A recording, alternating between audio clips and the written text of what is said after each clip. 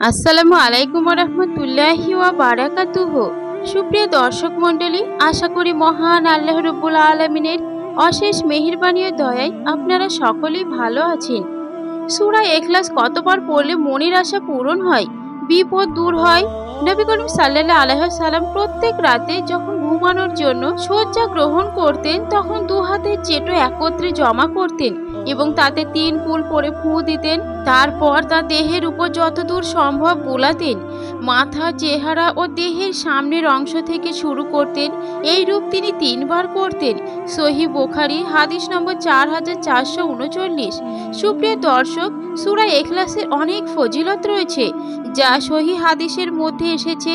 বুখারী শরীফের 4646 নম্বর হাদিসে এসেছে, রাসূল সাল্লাল্লাহু আলাইহি ওয়াসাল্লাম বলেছেন, সূরা ইখলাস হলো কোরআনুল কারীমের 1/3 অর্থাৎ কোরআন শরীফ 1/3 পড়লে যে সওয়াব সূরা ইখলাস একবার পড়লে তার সমান সওয়াব পাওয়া যায়। যদিও তাফসীর বিশারদদের মধ্যে এই নিয়ে মতানৈক্য রয়েছে, তবে যাই হোক, সূরা ইখলাসের ফজিলত অপরিসীম। অনুরূপভাবে মুসনাদে আহমদ শরীফের 7669 নম্বর হাদিসে এসেছে, এক ব্যক্তি সূরা ইখলাস পড়ছিল। রাসূল সাল্লাল্লাহু আলাইহি ওয়াসাল্লাম শুনে বললেন, আওয়াজ বাদ, অর্থাৎ ওয়াজিব হয়ে গেছে। সাহাবায়ে কেরাম জিজ্ঞাসা করলেন, কি ওয়াজিব হয়ে গেছে ইয়া রাসূলুল্লাহ? তিনি বললেন, জান্নাত ওয়াজিব হয়ে গেছে।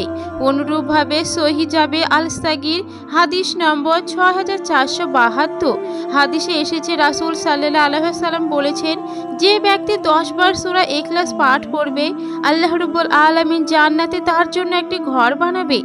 অনুরূপভাবে অপর হাদিসে এসেছে, যে ব্যক্তি বেশি বেশি করে সূরা ইখলাস পাঠ করবে এবং সূরা ইখলাসকে মহব্বত করবে, আল্লাহ তাআলা তাকে মহব্বত করবেন, ভালোবাসবেন।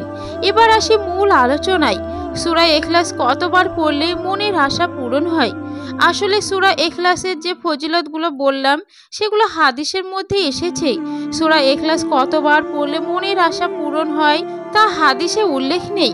আপনি মনের আশা পূরণের জন্য আল্লাহ রাব্বুল আলামিনের দরবারে হাত তুলে বিভিন্ন দোয়া আছে, যা সহিহ হাদিসের মধ্যে বর্ণনা করা আছে, সেগুলো পড়ে আল্লাহর কাছে দোয়া করবেন। ইনশাআল্লাহ আল্লাহ রাব্বুল আলামিন আপনার মনের আশা পূরণ করবেন।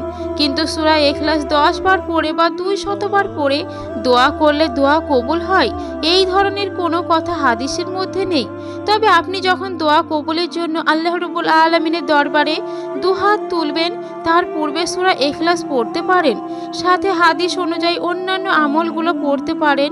তারপর মনের মাধুরী মিশে আল্লাহ রাব্বুল আলামিনের দরবারে দোয়া করুন। ইনশাআল্লাহ আল্লাহ রাব্বুল আলামিন আপনার দোয়া কবুল করবেন। আশা করি বুঝতে পেরেছেন। আল্লাহ রাব্বুল আলামিন আমাদের সহিহ সুন্নাহ অনুসারে বেশি বেশি আমল করার তৌফিক দান করুন। আমিন।